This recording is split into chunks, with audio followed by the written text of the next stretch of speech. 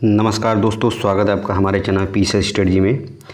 दोस्तों इसमें मैं जो है यूपी पीसीएस 2025 और 2026 के ये स्टडी बताऊंगा कि ऐसे स्टूडेंट जिनको 2025 और 26 में एग्ज़ाम देना है उनकी कैसी तैयारी होनी चाहिए। इसमें जो है क्या क्या होगा, इसमें जो है आप प्री, मेंस, साथ में इंटरव्यू, ठीक है, ये तीनों स्टेप्स मैं इसमें बताऊंगा, खासकर प्री और मेंस के रिगार्डिंग कि जो है अगर आपको 25 और 26 की तैयारी आप कर रहे हैं तो आपको अभी से जो है जो भी, जैसे मान लीजिए अगर 25 का कोई कैंडिडेट है तो अभी उसके पास पूरे 1 साल कहीं ना कहीं होंगे, ठीक है, 1 साल का टाइम है उसके पास। तो क्या उसको कैसे तैयारी करनी चाहिए, किस तरीके से तैयारी करनी चाहिए ताकि उसका 1 या 2-3 अटैम्प्ट में हो जाए, बहुत ज़्यादा अटैम्प्ट्स ना लगे। क्या सावधानियां बरतनी चाहिए, ठीक है, जो एक सिंसियर स्टूडेंट को करनी चाहिए। क्योंकि होता क्या है कि जब आप तैयारी करने जाते हैं तो आपको गाइडेंस का अभाव होता है, और जब गाइडेंस का अभाव होता है तो सीधी सी बात फ्रेंड्स जो है आप जो है इधर उधर की चीज़ों पे ज़्यादा ध्यान देते हैं और पढ़ नहीं पाते। वहाँ पे कुछ जैसे एनसीईआरटी की बजाय कुछ और पढ़ने लगते हैं, या डायरेक्ट ही घटना चक्र पे कूद जाते हैं, घटना चक्र को पढ़ने लगते हैं। मतलब प्री की तैयारी पहले से करना शुरू कर देते हैं, मेंस की तैयारी आपने करते ही नहीं। तो इस तरीके की जो भी मतलब सावधानियाँ आपने बरतनी चाहिए कि एक बेहतर जो है कम समय में जो है सिलेक्शन पाने के लिए आपको क्या करना चाहिए ताकि आपका जो चयन है वो 2 से 3 सालों में आराम के साथ हो जाए, ये चीज़ इंश्योर हो जाए, ठीक है। तो आपको किस तरीके से तैयारी करना है इस चीज़ को आप देखेंगे, क्योंकि एक कई 2-3 कैंडिडेट्स ने कमेंट किया हुआ तो सर क्या करना चाहिए शुरू में, तो उसके लिए ये वीडियो मैं पूरा बना रहा हूँ। तो सबसे पहले तो फ्रेंड्स, अगर आपके पास जो टाइम है अभी जो 25 में आपको देना है, तो आपको सबसे पहले आपका बेस तैयार करना है, ठीक है। जो मैं बता रहा हूँ इस चीज़ को आप ध्यान से सुनिएगा। आपने कहीं और भी सुना होगा, बट ये जो मेरा एक्सपीरियंस है कि जो मैंने मिस्टेक्स की थी आप ना करें उसको, कि आपको भी थोड़ा ज़्यादा टाइम लग जाए। तो इस वजह से आप क्या करेंगे, सबसे पहले अपना बेस तैयार करेंगे। बेस में सबसे पहले आपको क्या पढ़ना है, एनसीईआरटीज़ पढ़ना है, ठीक है, एनसीईआरटी पढ़ना है। और एनसीईआरटी में अगर आपका बेस अच्छा है, ठीक है, तब भी आपको 11th और 12th की एनसीईआरटी कम से कम पढ़ना ही पढ़ना है, ठीक है। अगर 11th और 12th की एनसीईआरटी पढ़ेंगे फ्रेंड्स तो इसमें जो है कहीं ना कहीं आपको जो बेसिक कॉन्सेप्ट होता है, क्या फ़ायदा होता है एनसीईआरटी पढ़ने से। इसमें कुछ ऐसा नहीं कि बिना एनसीईआरटी पढ़े भी बच्चे जो है चयन पा रहे हैं, बट जो है फ्रेंड्स मेरा मानना है कि अगर आप एनसीईआरटी एक बार पढ़ेंगे तो चीज़ जो कॉन्सेप्चुअल चीज़ होती है, अंडरस्टैंडिंग आपके दिमाग में जो है बन जाती है, एक छवि बन जाती है। जैसे हिस्ट्री आप पढ़ेंगे तो उसमें किस तरीके से जो कहानियाँ हैं वहाँ की जो पढ़ेंगे आप, वो आपको समझ में आ जाए। कहानियों के माध्यम से उसमें जो समझाया जाता है वो सारी चीज़ें, जैसे इकोनॉमिक्स के जो सीधे सिंपल टर्मिनोलॉजी होती है उसमें वो कॉन्सेप्ट आपको अच्छे से समझ में आ जाएंगे, वो आपको समझा देगा अच्छे से एनसीईआरटी, ठीक है। अगर आप नए एस्पिरेंट हैं और तैयारी करना चाह रहे हैं, सबसे पहले आप एनसीईआरटी को अच्छे से पढ़ेंगे। कई स्टूडेंट्स कहेंगे सर मुझे एनसीईआरटी समझ में नहीं आती, किस तरह से उसको पढ़ें, मैं फर्स्ट टाइम पढ़ रहा हूँ। देखिए, आपको फर्स्ट रीडिंग करेंगे तो हो सकता है समझ में ना आए। आप एक रीडिंग ऐसे कहानी के रूप में उसको पढ़ जाइए, उसमें नहीं कुछ समझ में आ रहा तो उसको ज़्यादा ध्यान मत दीजिए, ठीक है। आप पढ़ेंगे अगर तो कुछ 60% तो आपको समझ में आएगा ना, नहीं 100% आएगा, 60% भी आ रहा है तो बहुत बड़ी बात है। फिर आप जब सेकेंड टाइम में उसको फिनिश करेंगे तो आपको जो है ज़्यादा चीज़ें समझ में आ जाएंगी, ठीक है, ज़्यादा से ज़्यादा चीज़ें। तब आपका जब बेस होगा एक तो बन जाएगा। तो क्योंकि जब आप बुक्स पढ़ेंगे, स्टैंडर्ड बुक वगैरह पढ़ेंगे, तब वहाँ पे आपको ज़्यादा दिक्कतें नहीं होंगी। साथ में आपको जो है जो भी क्वेश्चंस होते हैं उसको समझने में भी आसानी होगी। तो सबसे पहले आपको क्या करना है, यही जो मैं बता रहा हूँ, आपको टारगेट बनाना है कि 3 से 4 महीने में हमको केवल एनसीईआरटी पढ़ना और कुछ नहीं। 3 से 4 महीने में आपको सबसे पहले एनसीईआरटी ख़त्म कर देना है, ठीक है। जितना जल्दी आप ख़त्म करेंगे उतना आपके लिए फ़ायदा होगा। आप जाके मार्केट कोशिश ये करिएगा कि आप पीडीएफ के बजाय उसको हार्ड कॉपी में पढ़ेंगे, तो बाद में जब सेकेंड रीडिंग आप लगाएंगे तो उसमें हाईलाइट कर देंगे तो वो बाद में आपका काम आएगा, ठीक है। और जो ज्योग्राफी का मैंने बता रहा हूँ दोस्त कि जो ज्योग्राफी का पोर्शन होता है, इसमें क्या होता है कि 12th की और 11th की ज्योग्राफी है, इसमें सीधे सीधे क्वेश्चन आ जाते हैं, मेंस में सीधे सीधे क्वेश्चन आते हैं। तो ऐसा नहीं, आपको बहुत बेनिफिट मेंस में एनसीईआरटी देगा। साथ में प्री में बहुत ज़्यादा एडवांटेज नहीं है उसका फैक्चुअल पेपर के लिए, बट हाँ यूपीएससी की तैयारी के लिए बहुत ज़्यादा अच्छा है।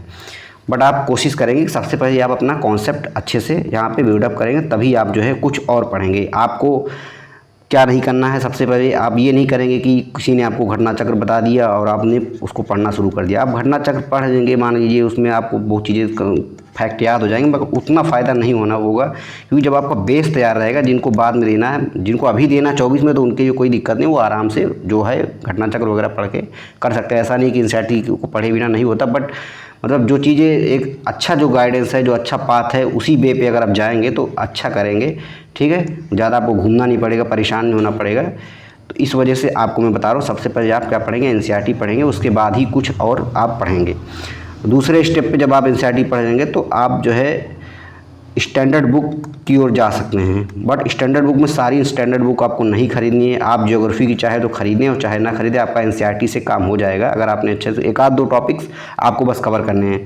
फ्रेंड्स, आपको बता दूं कि जो है सिलेबस में एक निश्चित पॉइंट दिया हुआ है पीसीएस के पेपर में, यूपी पीसीएस में, वहीं से ज़्यादातर क्वेश्चन आते हैं। ऐसा नहीं कि ज्योग्राफी के पूरा एक शुरू से उठा के अंतिम तक सब सही हर टॉपिक से क्वेश्चन बनता है, ऐसा कुछ नहीं है। तो आपको टू द पॉइंट पढ़ना है और देखना, जैसे अब मोटी सी बुक आप खरीदेंगे तो उसमें जो जो चैप्टर आपके लिए ज़्यादा इंपॉर्टेंट है उसको आप अच्छे से बार बार वहाँ से करेंगे। ये सभी सब्जेक्ट्स के लिए है। साथ में जो है, हाँ, आप लक्ष्मीकांत की बुक ज़रूर पढ़ेंगे, ज़्यादा उसमें पूरा पढ़ना रहता है। लक्ष्मीकांत में जो है कॉन्सेप्चुअल और फैक्चुअल दोनों चीज़ें हैं, तो वहाँ पे आपको कुछ और पढ़ने की जरूरत नहीं। अगर चाहें तो आप एनसीईआरटी ना भी पढ़ें इसका तो कोई दिक्कत नहीं, बट अगर आप पढ़ेंगे तो थोड़ा एक कॉन्सेप्ट आपका जो है वो वहाँ से कवर हो जाएगा। तो लेकिन मेरा मानना यही है कि आप एनसीईआरटी को जरूर पढ़ें, उसके बाद आप लक्ष्मीकांत को पढ़ेंगे। और वो स्टैंडर्ड बुक में आपको मैंने बता दिया कि जो है इकोनॉमिक्स वगैरह की स्टैंडर्ड बुक आप चाहें तो परचेज कर सकते हैं, बट बहुत ज़्यादा जो आवश्यकता नहीं है। हाँ, मार्केट में नोट्स मेंस के वो मैं आगे बताऊँगा अभी क्या करना है उसके लिए। तीसरा फ्रेंड जो है, आपको जब आपका इतना कंप्लीट हो जाए तो अब आप जो है क्या करेंगे कि प्री और मेंस दोनों की तैयारी स्टार्ट करेंगे साथ में। अब ऐसा तो है नहीं कि आप एनसीईआरटी पढ़ेंगे या स्टैंडर्ड बुक पर तो आपका प्री मेंस नहीं तैयार हो रहा था, तब भी आपका फैक्ट भी तैयार हो रहा था, कुछ हद तक कॉन्सेप्ट भी तैयार हो रहा था। बट आपका अब यहाँ पे क्या होगा, बैकबोन जो है वो मजबूत हो गया होगा, आपका कॉन्सेप्ट क्लियर हो गया होगा। इससे जो है अब आप जो है तैयारी को अच्छे से करेंगे। ठीक है, कोशिश ये भी होना चाहिए कि जब आप प्री और मेंस की तैयारी साथ में करेंगे तो इसमें जो है सारा सिलेबस आप चिपका देंगे एक दीवार पे, अपना प्री का भी और मेंस का भी। आपको दोनों सिलेबस अच्छे से पता होना चाहिए। मेंस का सिलेबस तो बहुत ही ज़रूरी है, प्री का तो उतना ज़रूरी नहीं है क्योंकि इसमें बहुत ज़्यादा ब्रॉड है, कहीं से भी क्वेश्चन आ जाता है। बट जो है मेंस में फ्रेंड्स जो है सिलेबस का बहुत ज़्यादा इंपॉर्टेंट है।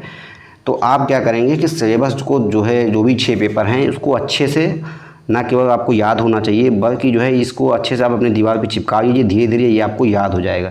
जब चीज़ें याद हो जाएंगी तो आपको जो तैयारी करने में काफ़ी ज़्यादा सहूलियत होगी। आप ये समझ पाएंगे कि जो आप बुक्स पढ़ेंगे, फिर उसके बाद जो भी नोट्स बनाएंगे या कोई भी कहीं से कोचिंग का नोट्स आप जो आपको अच्छा लगेगा वहाँ से परचेज करेंगे, तो आप ये समझ पाएंगे कि ये वाला टॉपिक हमारे जो है सिलेबस में दिया हुआ, तो इसको हमको अच्छे से कवर करना है। ठीक है फ्रेंड, ये चीज़ आप करेंगे। और दूसरी बात कि मेंस की तैयारी के लिए आपको क्या करना है कि जब आपका पूरा एनसीईआरटी पढ़ जाएगा, स्टैंडर्ड बुक पढ़ लेंगे, तो आप मार्केट से नोट्स कोई एक परचेज कर लेंगे जो आपको अच्छा लगे। ठीक है, कोई भी, या विज़न का दृष्टि जहाँ से, हालांकि नोट्स जो है आप एक दो बार देखने के बाद ही जो है परचेज करिएगा, क्योंकि डायरेक्ट ऐसे किसी को बता देने से नोट्स मत लीजिएगा। आप एक दो बार देख लीजिएगा कहाँ पे कौन सा टू द पॉइंट सिलेबस में दिया हुआ है, उसको सारे सिलेबस के पॉइंट कवर किए हुए हैं, तो उसको आप अच्छे से वहाँ से पढ़ेंगे। ठीक, जब मेंस का आपका ये होगा पूरा सिलेबस आप जो है किसी नोट से पूरा कवर करेंगे, उसके बाद आप अपना एक शॉर्ट नोट बनाएंगे। ठीक है, शॉर्ट नोट आप बनाने के लिए इस नोट्स का भी सहारा लेंगे, साथ ही साथ जो है क्या करेंगे, गूगल से सर्च करेंगे। गूगल सर्च के माध्यम से और इन नोट्स के माध्यम से, और जहाँ से कहीं से भी आपको मिलता है, एक अच्छा सा जो सिलेबस आपका है उसी के according to the point note बनाएंगे। ऐसा नहीं कि बहुत ज़्यादा लिखना, जैसे एक कोई पॉइंट है जैसे वैश्वीकरण, तो वैश्वीकरण की परिभाषा लिखा, इसके बारे में जो है एक आध दो एग्जांपल्स दिया, और साथ में जो है इसकी डिफिनीशन आपने दे ही दिया, उसके बारे में इसका कंटेंट जो है वैश्वीकरण क्या है, ठीक है, इसकी आवश्यकता क्यों पड़ी, इसका भारत पे प्रभाव क्या है, वैश्वीकरण का महिलाओं पर प्रभाव, वैश्वीकरण का जो है वृद्धों पे प्रभाव, भारतीय बाजार पर वैश्वीकरण का प्रभाव। तो इस तरीके के क्वेश्चन कई तरीके के आते हैं। जब आप वैश्वीकरण को अच्छे से समझेंगे कॉन्सेप्ट को, तो अच्छे से आप क्वेश्चन को भी टैकल आउट कर पाएंगे और अच्छा करेंगे। ठीक है, तो इस तरीके से आप जो है उसका नोट्स बनाएंगे, और साथ ही में जो है जब आपका नोट्स बन जाएगा तो आपको वो पेपर में बार बार रिवाइज़ करना है। ठीक है, और मेंस की तैयारी के दौरान जब आपको पूरा पढ़ लेंगे, उसके बाद मेंस की तैयारी के ही दौरान आपको क्या करना है, साथ साथ प्रैक्टिस भी करना है। तो प्री और मेंस साथ साथ करना है। तो रोज़ कम से कम जैसे आप जो PYQ आया हुआ है उसके पेपर को उठाएंगे, IAS और PCS का PYQ, IAS का भी और अपना UP PCS का केवल मैं कह रहा हूँ। यहाँ पे इसके PYQ को रोज़ आप जो है एक एक सब्जेक्ट को उठाएंगे और करेंगे। जैसे आपने पॉजिटिव आपको अच्छे से तैयार हो गए तो आप वहाँ से करेंगे, उसके पूरा फिनिश करेंगे। उसके बाद ऐसे ज्योग्राफी फिनिश करेंगे। तो ये सबसे पहले आपको टेस्ट सीरीज नहीं खरीदना है, किसी भी मार्केट से टेस्ट सीरीज फ्रेंड्स नहीं खरीदना है। आपको मार्केट जो भी PCS का और IAS का जो पेपर PYQ हुआ उसमें ऐसे ही बहुत ज़्यादा क्वेश्चन है, उसको आप सबसे पहले फिनिश करेंगे। तो वहाँ से आपका चीज़ें जो है क्या होंगी और कंप्लीट हो जाएंगी। जो आपका नहीं कंप्लीट आप साथ में जो है आप PCS के पैटर्न को भी समझ पाएंगे फ्रेंड्स। जो इसका पैटर्न है कि किस तरीके का क्वेश्चन आता है। और कभी कभी तो IAS के ज़्यादातर क्वेश्चन PCS में आ रहे हैं अब, जैसे एथिक्स वगैरह क्वेश्चन जो थोड़ा सा इजी टाइप के होते हैं वो PCS में सीधे सीधे हूबहू आ जाते हैं। तो इस चीज़ में जो अब IAS का जब आप प्रैक्टिस करेंगे तो ये आपको फ़ायदा मिलेगा और इस तरह से आपका जो है मेंस धीरे धीरे तैयार होता रहेगा। तो 2-2 3-3 क्वेश्चन आपको कंप्लीट करना है और आपको जो है प्री एग्ज़ाम से 2 महीने तक आपका पूरा मेंस का सिलेबस फ्रेंड्स कवर हो जाना चाहिए। इस चीज़ को आप बहुत ध्यान से सुनिएगा कि प्री एग्ज़ाम से पहले 2 क्या 3 महीने पहले बल्कि आपका 100% मेंस का सिलेबस का नोट्स बन के और साथ में प्रैक्टिस PYQ सारा हो के कंप्लीट हो जाना चाहिए। तब जो है आप एग्ज़ाम में प्री के लिए पूरी तरीके से 3 महीने समर्पित हो सकते हैं, ठीक है। और उसके पहले भी आप प्री की तैयारी करेंगे। ऐसा जैसे मान लीजिए आपको 8 घंटा मिल रहा है तो कम से कम 3 घंटे जो है आप प्री को दीजिए और 5 घंटे अपना मेंस को दीजिए। इस तरीके से आगे जो भी टाइम है आपके पास अभी 1 साल, इस तरीके से आप तैयारी को अपने बढ़ाइए तो ये आपका प्री भी तैयार हो जाएगा और मेंस भी। और घटना जैसे कि घटना चक्र का जहाँ तक बात है तो घटना चक्र में जो है आप प्री के लिए परचेज करिएगा, बट जो है NCERT और स्टैंडर्ड बुक जो भी अच्छे टॉपिक्स हैं उसको कवर करने के बाद आप घटना चक्र को उठाएंगे तो उसमें जो भी चीज़ें दी होगी वो आपको और अच्छे से समझ में आ जाएगा, ठीक है। तो घटना चक्र भी आप बाद में परचेज कर सकते हैं जब आपको 5-6 महीने 7 महीने बचता है। हालांकि शुरू में भी परचेज कर सकते हैं बट आपको अपना बेस कंप्लीट करने के बाद उसको पढ़ेंगे। शुरू में आप घटना चक्र को नहीं पढ़ेंगे। ये मैं इसको बस एज ए प्री के रिगार्डिंग देखता हूँ कि प्री के लिए इंपॉर्टेंट ज़्यादा, मेंस के लिए उतना ज़्यादा ज़रूरी नहीं है ये। हालांकि घटना चक्र वाले मेंस का भी एक सीरीज निकालते हैं, अगर आपको पढ़ना हो तो वहाँ भी पढ़ सकते हैं। कई लोग वो घटना चक्र जो है मेंस का भी पढ़ते हैं, हालांकि मैंने कभी नहीं पढ़ा। तो आप लोग अगर चाहें तो वहाँ से मेंस का भी पढ़ सकते हैं, बट ये आप मेंस का तभी पढ़ेंगे जब आपका पूरा बेस कंप्लीट हो गया होगा उसके बाद। तो घटना चक्र से आप अपना जो है 2-2 3-3 4-4 चैप्टर करके साइंस का जैसे हो गया, साइंस का उठाएंगे तो इस तरह से उसके 3-4 चैप्टर रोज़ 2-3 चैप्टर जो आप वहाँ से पढ़ के ख़त्म कर चुके होंगे तो इसको आप फिनिश कर देंगे उसके बाद, ठीक है। तो 3 महीने बाद 3 महीने में बस आपको क्या पढ़ना रहेगा, जो घटना चक्र आप पढ़े रहेंगे उसको आप रिवीजन करना रहेगा और साथ में जो है आपको और PYQ टेस्ट सीरीज करना होगा और जो मार्केट में टेस्ट सीरीज होती है कोचिंग्स की वो आपको करना होगा। तो ये आपको करना रहेगा। और हालांकि जो है 3 महीने पहले भी आप जो PYQ का पेपर है उसको ज़रूर देखिएगा, तभी आप समझ पाएंगे कि PCS प्री के लिए मैं बात कर रहा हूँ कि प्री के लिए आप जो है जो PYQ का प्री का पेपर होता है उसको आप पूरा ज़रूर कंप्लीट करेंगे, तब आप जो है चीज़ों को और अच्छे से समझ पाएंगे कि किस टाइप के क्वेश्चन आते हैं। हालांकि होना तो यही चाहिए कि आप जब से तैयारी शुरू कर रहे हैं तब से ही PYQ और प्री और मेंस दोनों को बीच बीच में देखते रहना चाहिए आपको, क्योंकि जब आप पढ़ेंगे तब आपको समझ में आ जाएगा कि यार ये क्वेश्चन तो बहुत ज़्यादा इंपॉर्टेंट है, मतलब इस टाइप के क्वेश्चन पूछे जा रहे हैं। तो आपको पढ़ने का जो स्टाइल है वो चेंज हो जाएगा कि किस टाइप के क्वेश्चन इंपॉर्टेंट होते हैं, किस टाइप के ज़्यादा इंपॉर्टेंट नहीं है, क्या पढ़ना, किस टॉपिक पर ज़्यादा टाइम देना चाहिए, किस टॉपिक पर कम टाइम देना चाहिए। इसी वजह से मैं कह रहा हूँ कि सिलेबस को अगर आपका कंठस्थ रहेगा तो आप अच्छे से समझ पाएंगे कि ये वाला टॉपिक बहुत ज़्यादा इंपॉर्टेंट है, इसको आपको अच्छे से पढ़ना। जैसे वैश्वीकरण NCERT में दिया हुआ, जब आपको पता रहेगा कि सिलेबस में ये चीज़ पॉइंट दिया हुआ है, उदारीकरण दिया हुआ है पॉइंट, तो उसको आप और अच्छे से पढ़ेंगे। आपको पता रहेगा कि सार्वजनिक वितरण प्रणाली यहाँ पे है, वो उसमें पूछा जाता है, तो आप उसको और अच्छे से तैयार करेंगे, क्योंकि आपको वो तैयार ही करना है, वो तो सिलेबस का पार्ट है और जो सिलेबस का पार्ट होता है वो जो है मोस्ट इंपॉर्टेंट हो जाता है। तो इस तरीके से आप जो है अपनी तैयारी को अप्रोच करिए फ्रेंड्स। अगर आपको 25 और 26 में देना है, सबसे पहले एक बार मैं और इसका जो है मोटा मोटा बता दे रहा हूँ। सबसे पहले आपको NCERT पढ़ना है, पूरा NCERT पढ़ेंगे। अगर आपका NCERT बहुत अच्छे से, जैसे आपका बेस तैयार है, तो आपको 6 से पढ़ने की जरूरत नहीं है, 6 से 12 तक। बस आपको जो है क्या करना है कि 11-12 की पढ़ लेना है, ठीक है। अगर आपका बेस ठीक ठाक है तो, नहीं बेस ठीक है तो आप 6 से 12 तक भी पढ़ सकते हैं, पर्याप्त टाइम है आपके पास। तो उसके बाद फिर स्टैंडर्ड बुक में जो भी टू द पॉइंट सिलेबस में दिया हुआ उसको आप वहाँ से अच्छे से कंप्लीट करेंगे।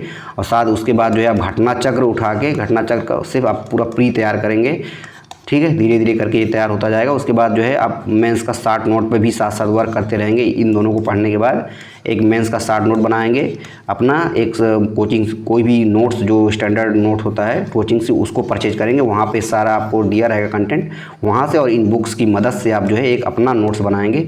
ये आपका खुद का नोट्स होगा, इसको आप अच्छे से तैयार करेंगे। हालांकि नोट्स आप तभी बनाएंगे जब आप जो है अच्छे से आपको तैयार हो चुका होगा चीज़ें, और साथ में और लोगों किसी जो है कोई सैम्पल नोट जो है टॉपर्स की बहुत सी है PDF में पड़ी रहती है, वहाँ से आप देख सकते हैं किस तरीके से टॉपर्स नोट बनाते हैं। तो उस तरीके से फिर आप भी अपना नोट्स बनाएंगे, और साथ साथ जो है सारा नोट्स जो है जो सिलेबस का पॉइंट है उसको आप एग्ज़ाम से 3 महीने पहले जो है उस तक ख़त्म हो जाना चाहिए आपका ये नोट्स भी, और साथ में PYQ के जो पेपर आए हुए हैं उसका प्रैक्टिस, PYQ में कौन कौन सा IAS का भी और PCS का ये प्रैक्टिस आपका हो जाना चाहिए। अगर आपको 100% सिलेक्शन, फाइनल सिलेक्शन चाहिए, देखो प्री पास कर लेना, फिर मेंस पास कर लेना, फिर इंटरव्यू में फंस जाना, वो अलग चीज़ होती है। बट अगर आपको फाइनल सिलेक्शन चाहिए तो इतना कुछ आपको अच्छे से अगर आप जब करेंगे तो निश्चित ही जो है आप फाइनल सिलेक्शन पा सकते हैं। बट हाँ, उसके लिए आपको हार्ड वर्क करना पड़ेगा, कम से कम 12 घंटे 10 घंटे देना ही पड़ेगा रोज़। इस तरीके से अगर आप अच्छे से तैयारी कर रहे हैं ईमानदारी के साथ, तो निश्चित मानिए कि आपका सिलेक्शन बहुत ही जल्दी से हो जाएगा, और बिना किसी जो है परेशानी के आप जो है कम टाइम में सिलेक्शन पा सकते हैं। क्योंकि बच्चे मार्केट में होता है क्या, शुरू में ही जो है मुझे ही जैसे आप देख लीजिए, मुझे नहीं पता था कि NCERT पढ़ना रहता है या ऐसा कुछ था, तो सबसे पहले घटनाचक्र से ही शुरू किया गया। तो यही सब होता है रीज़न कि जब आपको गाइडेंस का अभाव होता है तो आप जो है गलत रास्ते पर चले जाते हैं, फिर इस तरह से जाते हुए फिर इसी इतना लंबा ट्रैक आपको कैरी करना पड़ता है। ठीक है, तो अगर आप सीधे जाएंगे, जो चीज़ें एकदम पता है कि ये चीज़ आप करेंगे, तो वहाँ से आपको बहुत ही आसानी से आप सिलेक्शन तक पहुँच सकते हैं। बट अगर आपने तैयारी का जो तरीका है वो गलत चूज कर लिया है तो आपको थोड़ा सा ज़्यादा टाइम लग सकता है। हालांकि चयन तो सबका होता है, बट जो है कहीं ना कहीं टाइम ज़्यादा लग जाता है। तो इस चीज़ को आप ध्यान रखिए, एक अच्छी स्ट्रेटजी बनाइए, साथ ही एक अच्छा ग्रुप बनाइए जो जिसमें अच्छे कैंडिडेट हों, अच्छे स्टूडेंट हों, उनसे आप डिस्कस करके पढ़ाई करिए तो ज़्यादा आपको बेनिफिट मिलेगा। ठीक है फ्रेंड्स, बाकी और जो भी आपकी क्वेरी हो वो कमेंट बॉक्स में कमेंट करिएगा, और ऐसे ही तैयारी करते रहिए। जो भी नए स्टूडेंट है वो प्लीज़ चैनल को सब्सक्राइब कर दीजिए। इसी तरह के जो भी वीडियोस हैं आपके ये जो भी बेनिफिशियल हो सकती है वो मैं ऐसे ही अपलोड करता रहूँगा, और आप लोग इससे लाभान्वित होते रहें। ताकि और साथ ही जो है चैनल को सब्सक्राइब करिए ज़्यादा से ज़्यादा बच्चे जुड़े और इसका बेनिफिट है। Thank you.